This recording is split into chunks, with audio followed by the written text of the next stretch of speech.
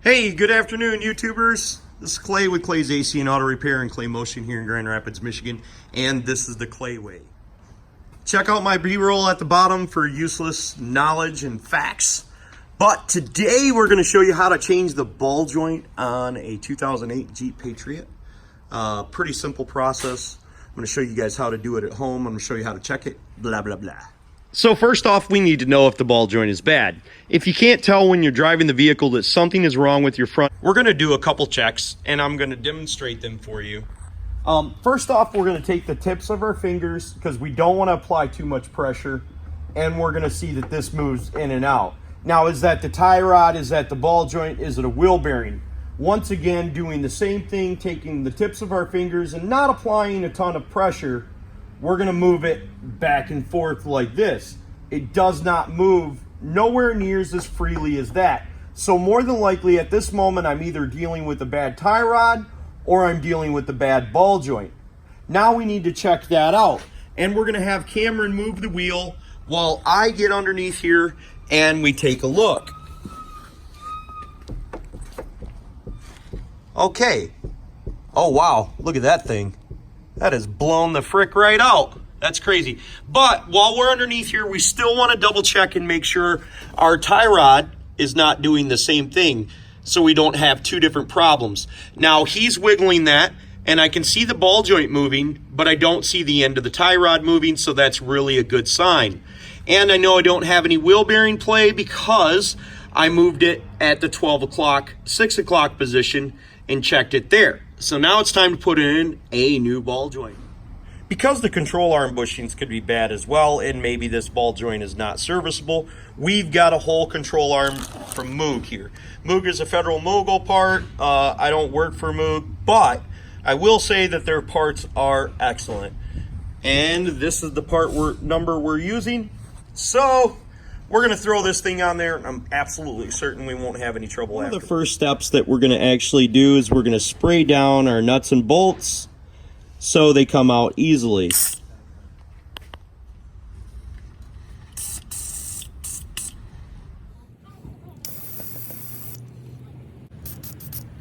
Okay, so right here we have a 21 millimeter nut on the top of there. Then down here below we have a 21 millimeter bolt.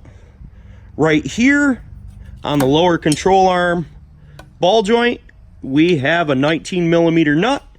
And then the opposing side is a 15 millimeter bolt right there. And then this is a 21 millimeter nut. Them are the parts that we should have to remove, and hopefully we don't have to remove too much more. I've already loosened this one up a little bit. The big ratchet is very, very nice to have.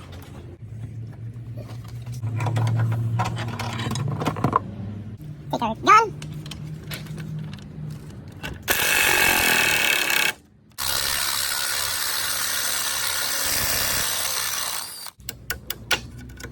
I would recommend you use a shallow socket anytime you're removing larger nuts and bolts because it'll give you more strength.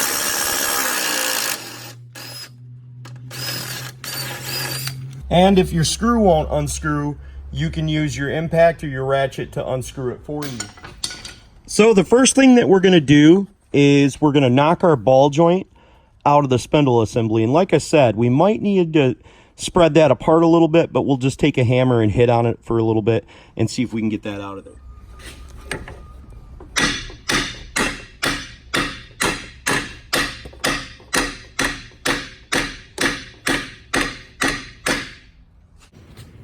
Almost got it out of there.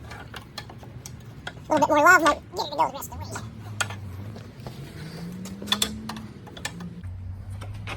Now I'm going to stick the pry bar in the back here. Try to pry this out a little bit, see what happens.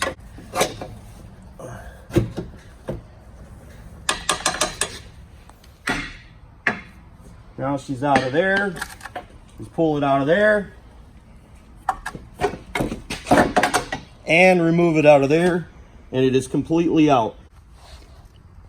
Okay, so we've got our new ball joint and control arm here. It comes with a new bolt and a greaser. We can install that later. Just wanted to show you, this is all blown out.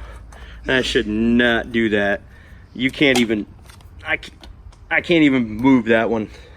that's Moog for you. So now we're going to go ahead and install this thing. We'll show you us putting it up in there. All right, so we're just going to quite simply insert it into there like we did. I'm going to push it back enough to get it up into the cup here. So with it inserted in there, we're going to give it a little tap and love to hopefully get it to sandwich in between where our bolt goes.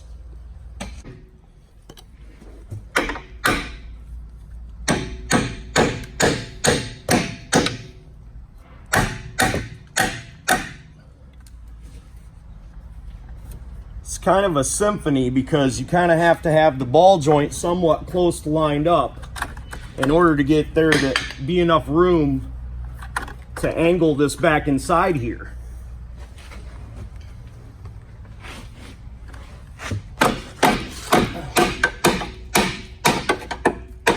Ah, nice.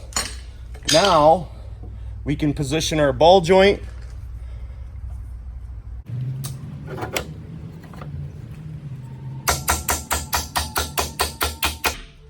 Now that's up in there. Then we can pull it over and put our bolt in here.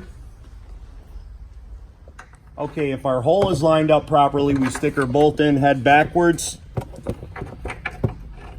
And then we can take and move our control arm out however it needs to be able to allow our bolt to slide through. Okay, for our rear control arm bolt, if it's not lined up, we leave everything loose and we start to move things around. If we can't get it to the location that we want, we can take a screwdriver or a pick and move it to where we need it to be able to get our bolt all the way in. Okay, with our hole lined up, now we can put our bolt up in there, and if it's not quite just right, we can try to drill it up in there with our ratchet, or in my case, an electrical impact.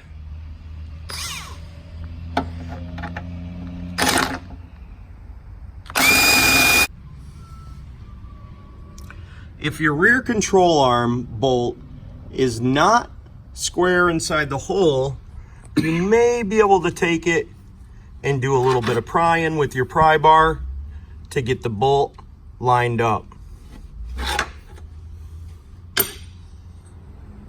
To get our back bolt to line up, we're going to need to compress the suspension.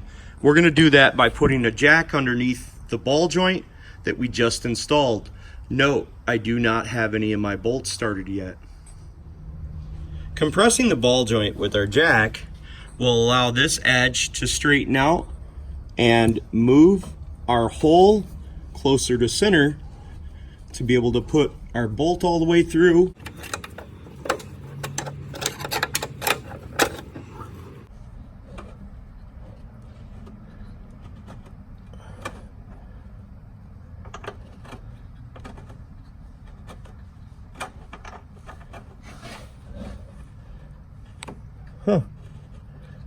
So now I'm prying down on the control arm and my bolt is coming through.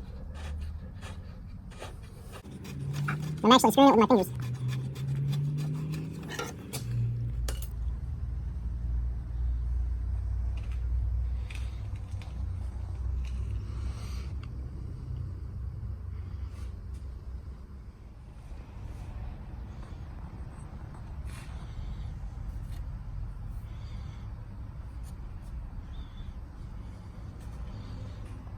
Making sure your window is free of obstruction from the ball joint and it's pushed all the way up in there before you remove your jack, you can insert your new bolt that came with your kit. So before removing the jack, we can install our bolt that holds the other front portion of our control arm on. Okay, once everything is complete, make sure you install your supplied greaser and give it one shot of grease up in there. Once everything is complete, make sure you install your greaser inside there. Give all of your work a double check. Make sure your bolts are tightened down to the proper torque specifications. and enjoy your new control arm and your now not shaking Jeep Patriot. If this video was helpful, please consider subscribing, clicking the notifications, sharing my videos, sending me your nice comments, liking my videos, giving me them big old thumbs up. And if you have a question about your automobile, please feel free to hit me up on Clay's AC and Auto Repair on the Facebook. I try to answer all the questions that I possibly can. God bless you guys. Remember, if anyone else can do it, you can do it too. Have a great day.